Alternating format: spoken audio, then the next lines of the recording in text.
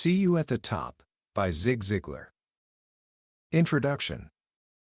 There's a story about an old Indian man in Oklahoma. For most of his life, he'd known nothing but poverty. But then, oil was discovered on his land, and overnight, he became incredibly wealthy. One of the first things he did was buy the biggest, most beautiful Cadillac touring car he could find.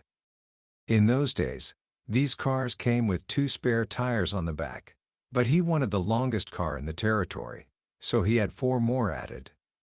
He bought a tall, Abraham Lincoln-style hat, a fancy suit with tails, and a big cigar. Every single day, he would drive his magnificent car into the dusty little nearby town. He was a friendly soul, and as he drove, he'd turn left and right, waving and speaking to everyone he saw.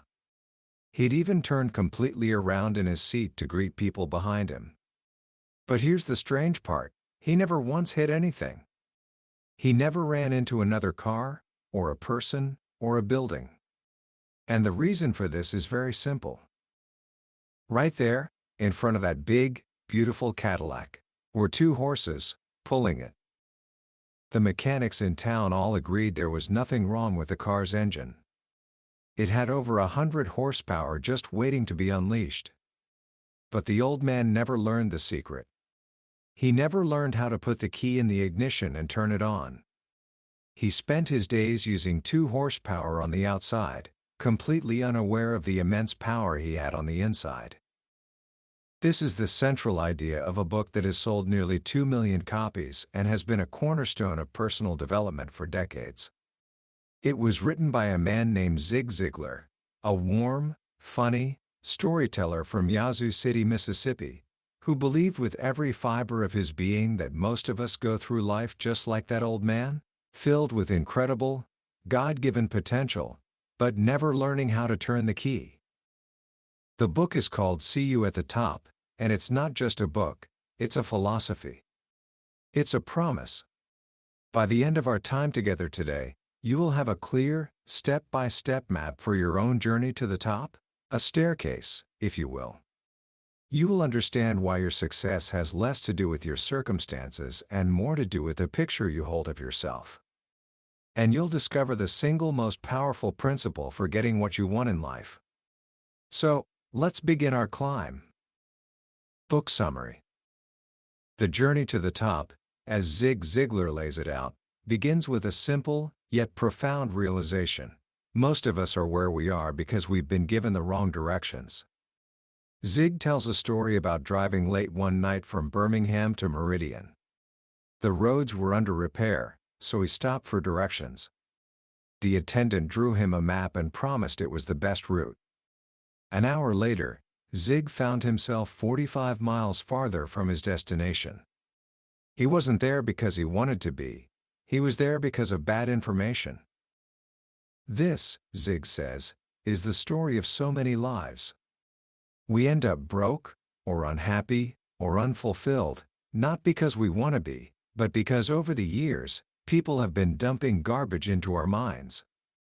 They've told us what we can't do. They've built low ceilings over our heads. This creates what he famously calls stinkin' thinkin'. It's a disease he refers to as hardening of the attitudes. He illustrates this with a beautiful image.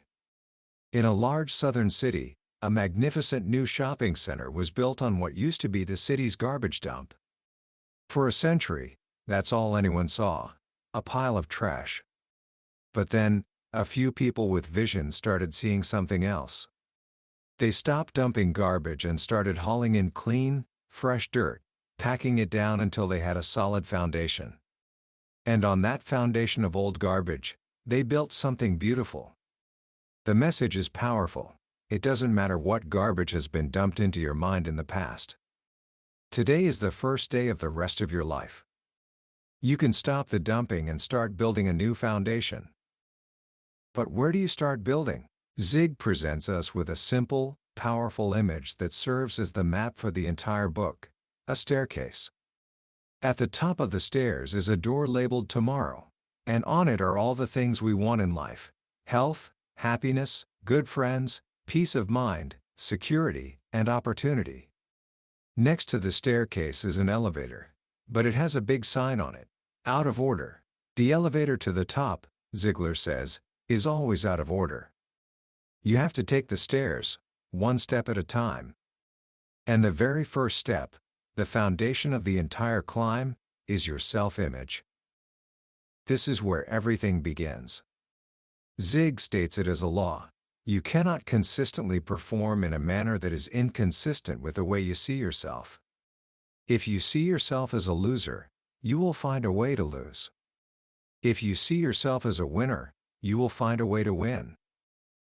He tells the incredible true story of Viktor Serebryakov. When Viktor was 15, his teacher told him he was a dunce and would never finish school. Believing it, Viktor dropped out, and for the next 17 years, he drifted from one odd job to another, living the life of a dunce because that's what he believed he was. But at age 32, a formal evaluation revealed something astonishing. Viktor was a genius, with an IQ of 161. And what happened? The moment he changed the way he saw himself, he started acting like a genius. He went on to write books, secure patents, become a successful businessman, and was even elected chairman of the International Mensa Society, an organization where the only requirement for membership is an IQ of 140 or higher. Viktor didn't suddenly get smarter. He just finally gave himself permission to use the intelligence he'd had all along. Most of us, Ziglar argues, are thieves. We steal from ourselves. He talks about a man named Emanuel Ninger, a brilliant artist who was so skilled, he could hand-paint $20 bills that fooled almost everyone. The tragic irony is that it took him almost the same amount of time to paint a counterfeit $20 bill as it did to paint a portrait that, after his arrest, sold for over $5,000. He was a thief, but the person he stole the most from was himself. He robbed himself of legitimate wealth, respect, and the joy of sharing his true gift with the world. So many of us do the same. We have a gift, a unique talent, but our poor self-image convinces us to play small, to settle for less, or to take shortcuts. We believe the lies that we're not smart enough, or talented enough, or that we're not a natural-born salesman, or leader, or artist. Ziglar laughs at this. He says he's read newspapers from all over the world, and he's seen stories of women giving birth to boys and girls, but he has never once read about a woman giving birth to a salesman. People become what they choose to become, through training and dedication. So, how do we build a healthy self-image? Ziglar provides a practical, 15-step process, but it all starts with one powerful exercise: taking a personal inventory. He asks you to consider a simple question. Would you sell your eyesight for $1 million? What about your ability to walk? Of course not. In just those two assets, you are already a multimillionaire. But it goes deeper. He wants you to realize your uniqueness. Of all the billions of people who have ever lived, there has never been, and never will be, another you. You are a Rembrandt original. The same God who created the geniuses of history created you, and that makes you priceless. Science confirms this. The computer between your ears has more storage capacity than the entire Library of Congress. It's a marvel of creation. Once you begin to accept your own worth, you can take practical steps. Zig urges you to dress up and look your best, because when you look better, you feel better, and you perform better. He tells you to read the stories of great men and women who overcame obstacles, people like Abraham Lincoln, Henry Ford, or Booker T. Washington. You need to listen to speakers and teachers who build people up, not tear them down. And you must build your confidence with a series of small wins. He uses the example of a high jumper. They don't start with the bar at its highest setting. They start low, clearing it easily, building confidence, and then they raise the bar, step by step.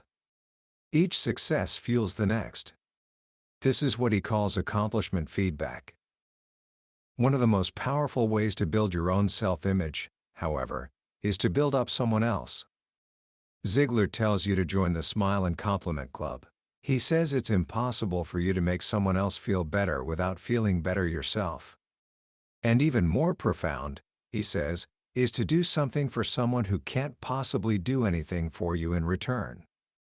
Visit someone in a hospital, volunteer, be a big brother or sister. When you give of yourself with no expectation of return, you get a feeling of self-worth that money can't buy. You prove to yourself that you are somebody who can make a difference.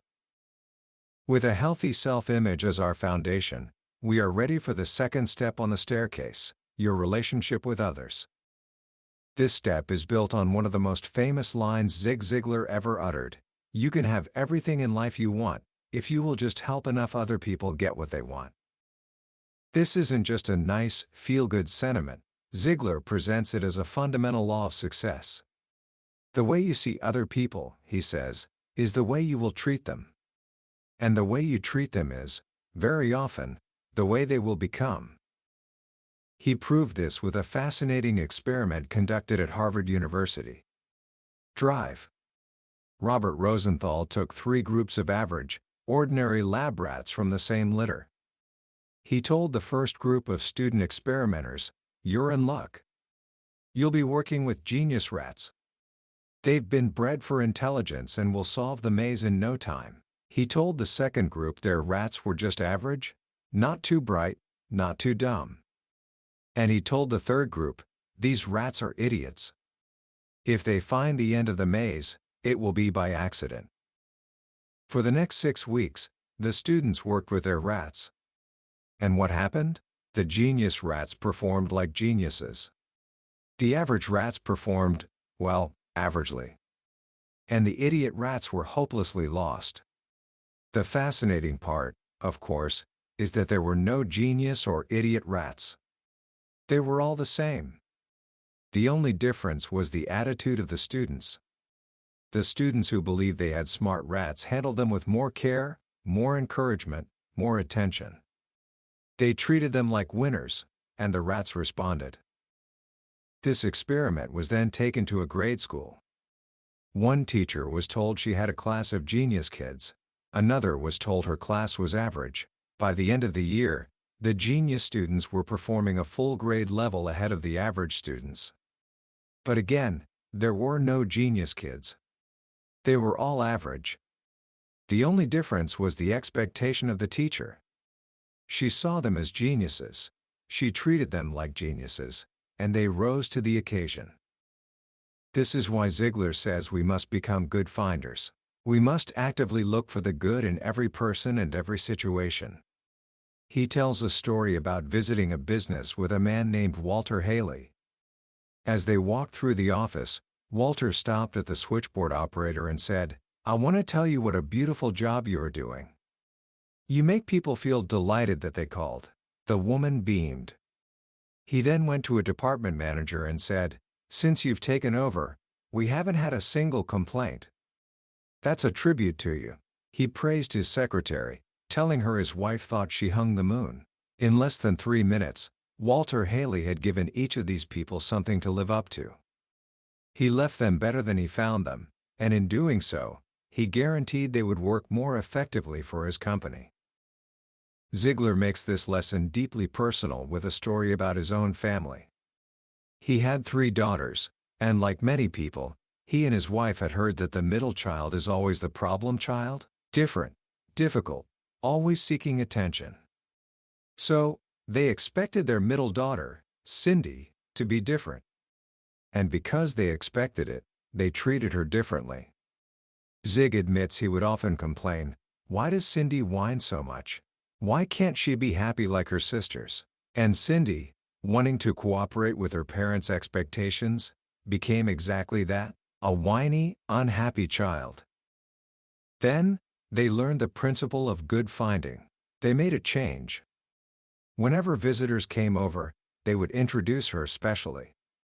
"This is Cindy," they would say. "She's the little girl everybody loves because she is so happy. She laughs and smiles all the time, don't you, baby?" And little Cindy would smile her 2 front teeth missing grin and say yes. They planted a new seed. They gave her a new reputation to live up to. A month later, when a visitor came, Zig started the introduction. "This is our little girl that everybody loves," and Cindy tugged on his sleeve. "Daddy," she whispered, "I've changed my name." Surprised, Zig asked, "What's your name now, baby?" With the biggest smile ever, she announced, "I'm the happy tadpole." When you see people for their potential, you empower them to reach it. When you only see their flaws, you give them something to live down to. This applies to our children, our employees, and most importantly, our spouse. A marriage, Ziglar insists, is the foundation for a successful life. And it can only thrive when you treat your partner not as you see them in their worst moments, but as the person you know they can be. With a solid self-image and a commitment to helping others, you are ready for the third step on the staircase: goals. How can you hit a target you don't even have? This is the central question of the goals segment. Ziglar tells the story of Howard Hill, arguably the greatest archer who ever lived. He could hit a bullseye and then split the first arrow with his second shot. But Ziglar says he could teach anyone to shoot more accurately than Howard Hill on his best day, with one small condition: they would first have to blindfold Howard Hill and spin him around a few times. The point is obvious.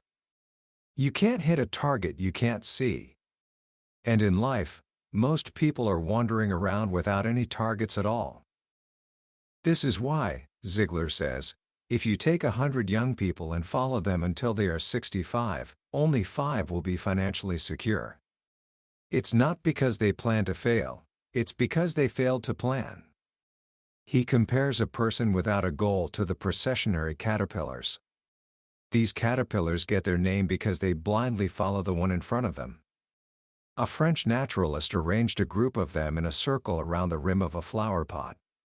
In the center of the pot, he placed their favorite food, pine needles. The caterpillars began to march, one after the other, around the rim of the pot. They marched for 7 days and 7 nights, around and around in a circle, until they all dropped dead of starvation and exhaustion, with an abundance of food less than 6 inches away. They confused activity with accomplishment. Many people do the same. They're busy, but they're not productive, because they have no clear direction. They're just marching in a circle. Goals give you that direction. So why don't more people set goals? Ziglar identifies 4 reasons. 1. They've never been sold on the importance of goals. 2. They don't know how. 3. They have a fear of failure. If you don't set a goal, you can't fail to reach it. 4. They have a poor self-image and don't believe they deserve to achieve their goals anyway. This book is designed to overcome all 4. The first step is to understand the characteristics of effective goals. First, Zig says, your goals must be big. It takes a big goal to create the excitement and energy needed for maximum effort. No one gets excited about just getting by. The excitement comes from striving for something just beyond your grasp. Second, goals must be long-range. If you only have short-term goals, you'll be easily derailed by temporary frustrations and setbacks. A long-range goal acts like a lighthouse, keeping you on course even through storms. You don't have to see the entire path. As Ziglar says, you go as far as you can see, and when you get there, you will always be able to see farther. Third, goals must be broken down into daily objectives. A long-range goal without a daily plan is just a dream. The journey of 1,000 miles begins with a single step, and daily goals are those steps. They are the bricks you lay every day to build the cathedral of your dreams. And fourth, goals must be specific. More money is not a goal. A nice house is not a goal. A goal is a 4-bedroom brick home with a 2-car garage in a specific neighborhood, costing a specific amount of money. You have to be a meaningful specific, not a wandering generality. A magnifying glass can only start a fire if you hold it still and focus the sun's rays on one specific point. Your energy is the same. It must be focused. To illustrate the entire process, Zig tells the story of his younger brother, Judge Ziglar, who was a cookware salesman. For years, his sales were average, around $34,000 a year. One day, Zig challenged him, "How would you like to become an immortal in the cookware business? Just break the all-time company record." At first, Judge was skeptical. The record seemed impossibly high. But Zig helped him break it down. Judge started keeping meticulous records of his activity. How many calls to get an appointment, how many appointments to make a sale, and so on. He knew his numbers. The company record was $104,000 in a year. That seemed huge. But broken down, it was about $350 in sales per working day. That seemed manageable. Judge made the decision. It wasn't an if decision. He didn't say, "I'll break the record if I don't get sick, or if my car doesn't break down." In fact, during that year, he wrecked his car. There was illness in the family, and he even buried 2 loved ones. But his decision was firm. "I'm going to break that record." Period. And he did.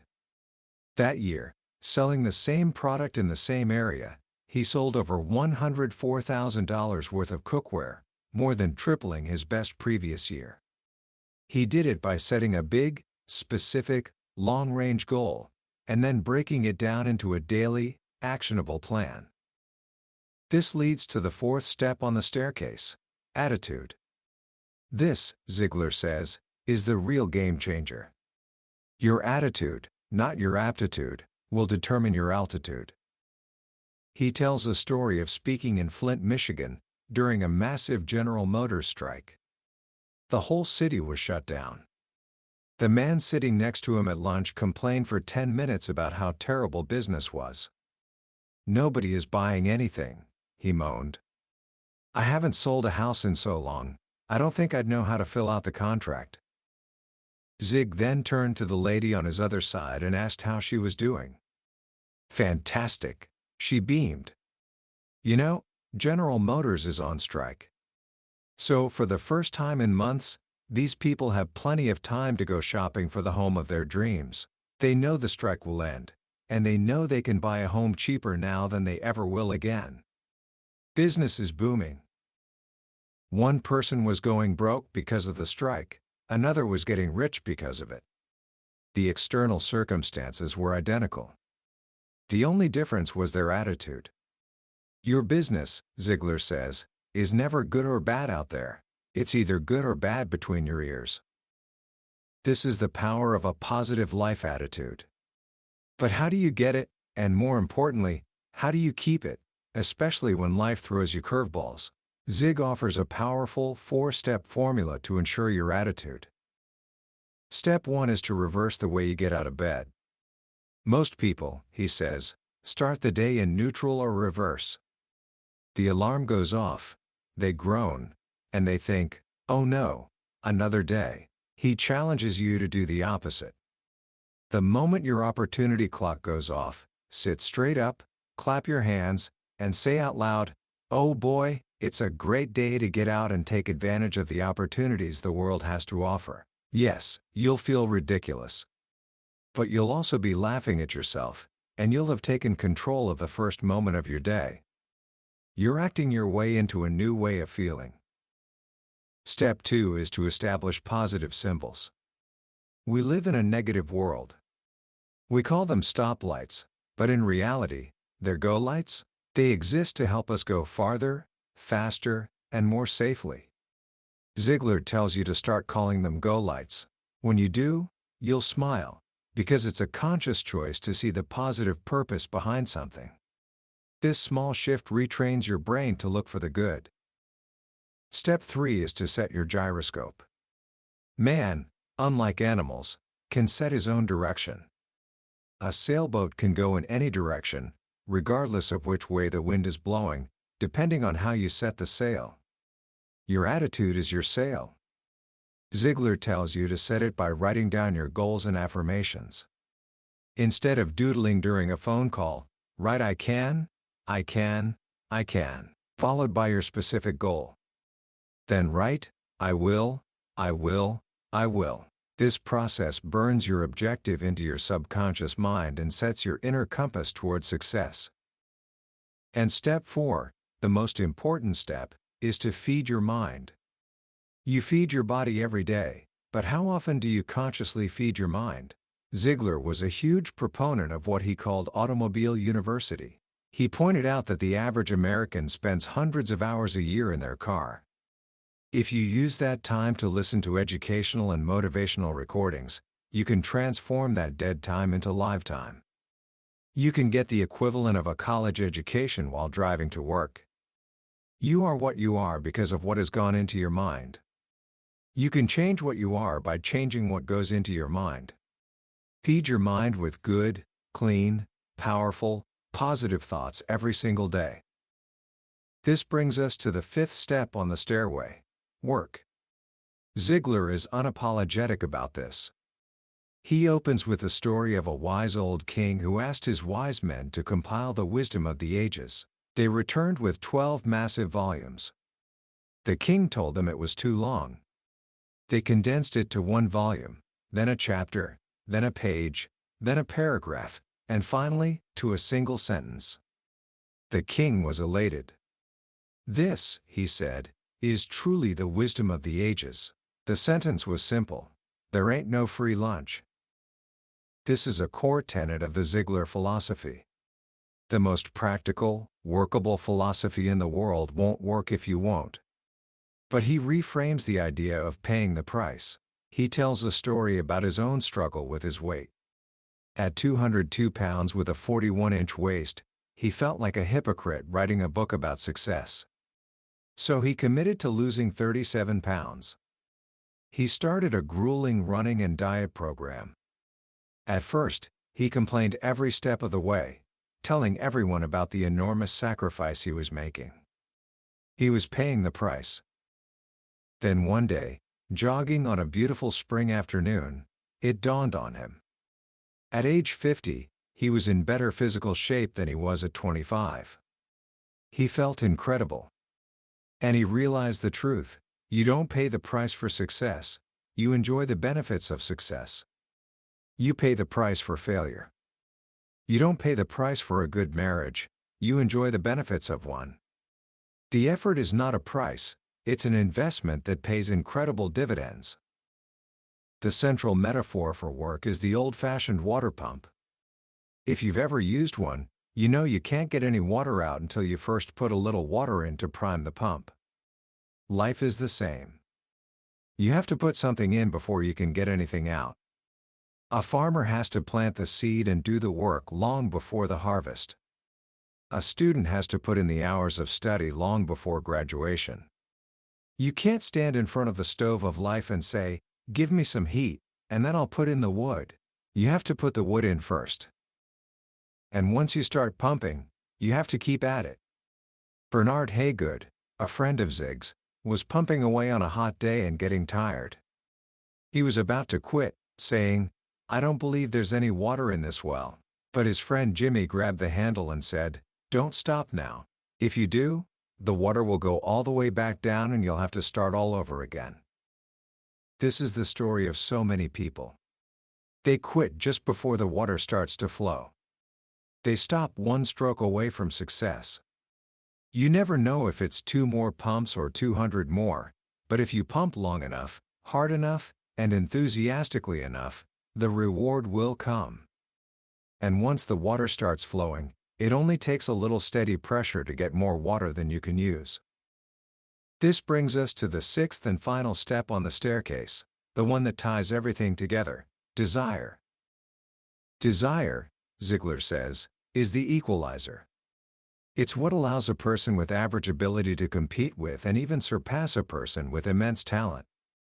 It's the one extra degree of difference that turns hot water at 211 degrees into steam at 212 degrees.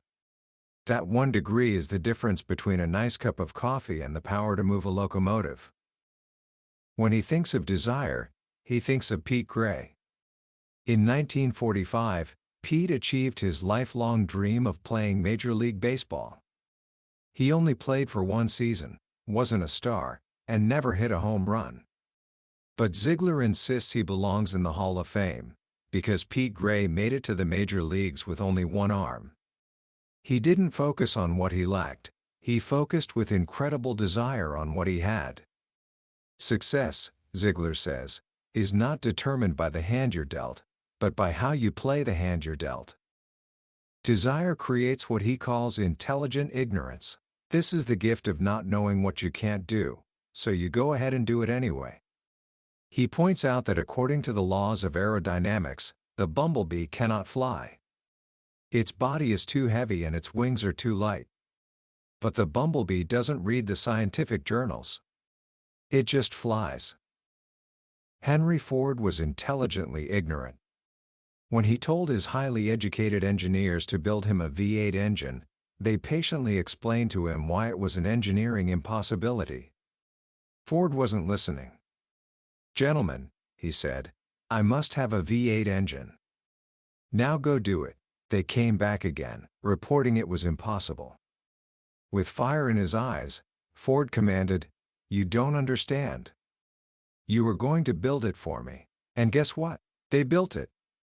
They did it because one man with overwhelming desire was ignorant of the word impossible. This is the attitude that takes life's lemons and makes lemonade. A broken arm while cranking his car was the lemon that led Charles Kettering to invent the self-starter. Being stranded in freezing temperatures without a way to shave was the lemon that led Jacob Schick to invent the electric razor. To bring every one of these 6 steps together, Ziglar tells the story that became the heart and soul of his message. It's the story of his friend, Bernie Lofschick, and his son, David. When David was born, his parents soon realized something was terribly wrong. A specialist delivered the devastating news: "This little boy is spastic. He has cerebral palsy. He will never be able to walk, talk, or count to 10. He advised them to put David in an institution.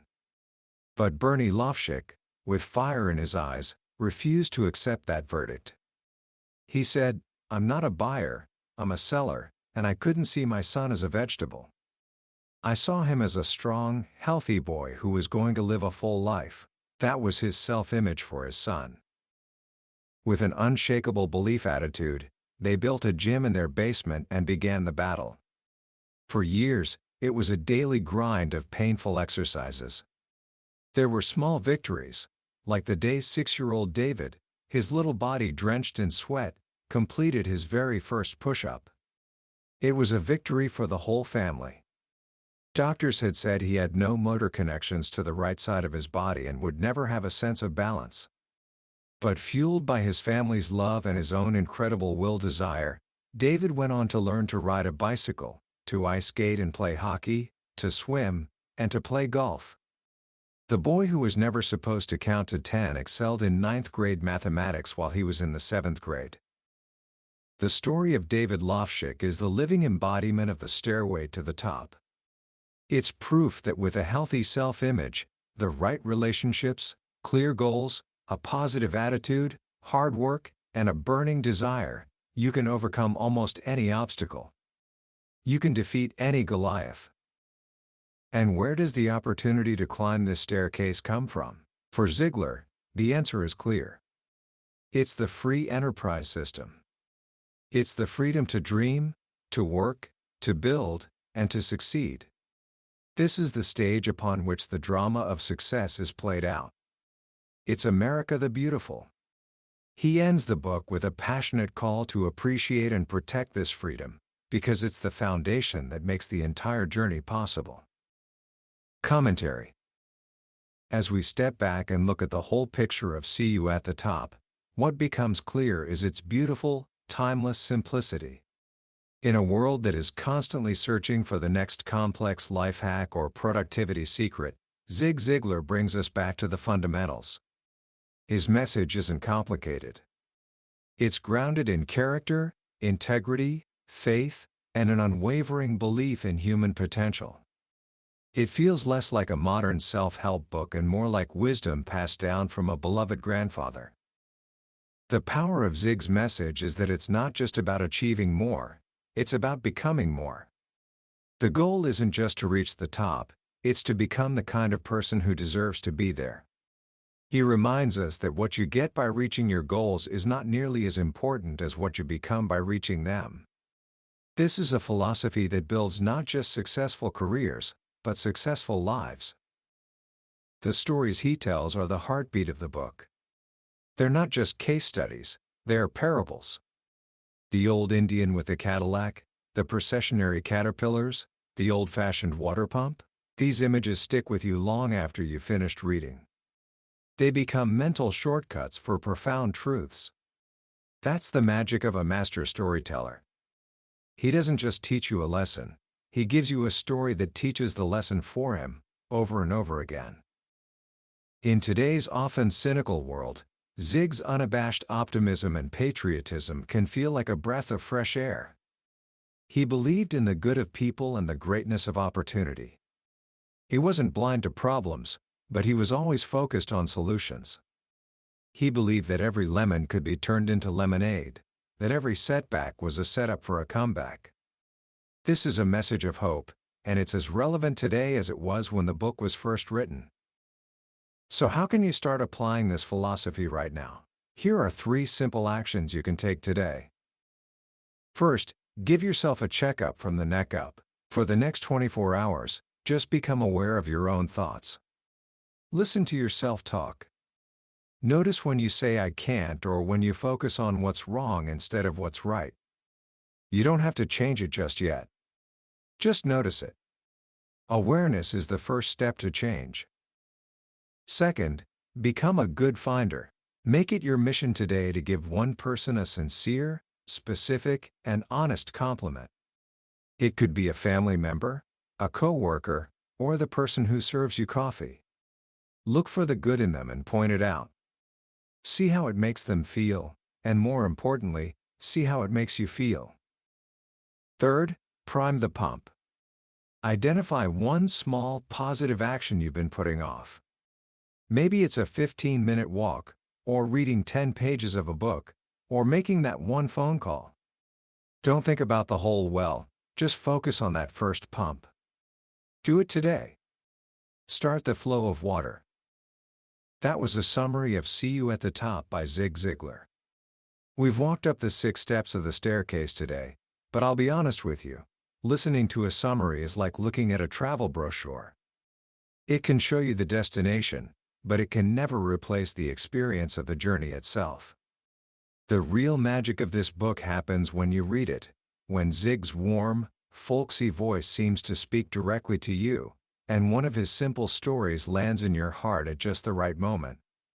This summary is your map. If anything we've discussed today has sparked something inside you, I encourage you to grab a copy of the book. Reading it isn't just about learning principles, it's about catching a spirit of hope, optimism, and unshakable belief that you were, indeed, born to win. Also, if you found this journey valuable, please take a moment to like this video and subscribe to the channel. It's the best way to make sure you don't miss our next exploration into another life-changing book. Let's keep climbing that staircase together. I'll see you at the top.